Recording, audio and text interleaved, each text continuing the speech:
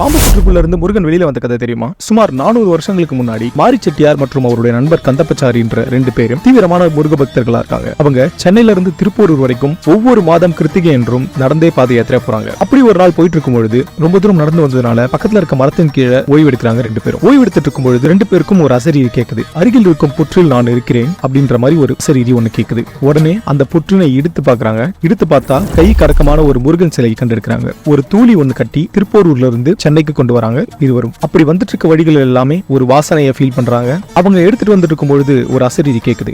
எடுத்துட்டு போகும்போது எந்த இடத்துல நான் வெயிட்டா ஆகிறனோ அந்த இடத்துல நீங்க வந்து என்ன பிரதிஷ்டை பண்ணும் அப்படின்ற அந்த அசரீரி. உடனே அவங்க 2 பேரும் அங்கிருந்து கிளம்புறாங்க. கிளம்பி வந்துட்டு இருக்கும் பொழுது சென்னை பார்க் டவுன் கிட்ட அவங்க நெருங்கி வரும்போது அவங்க 2 பேருக்குமே அது வந்து வெயிட்டா ஃபீல் ஆயிருக்கு. அங்க பக்கத்துல இருந்த ஒரு பூங்கால ஒரு விநாயகர் கோவில் இருந்துச்சு. அந்த விநாயகர் கோவில் பக்கத்துல அந்த முருகனை பிரதிஷ்டை பண்றாங்க. அப்படி வந்ததுதான் கந்தக்கோட்டம் ஸ்ரீ முருகன் கோவில். திருப்பூர்ல இருந்து கொண்டு வந்த சிலை தான் இன்னமும் 400 வருஷம் பழமை வாய்ந்த இந்த கோவிலுக்கு நீங்க போயிருக்கீங்க அப்படின்னா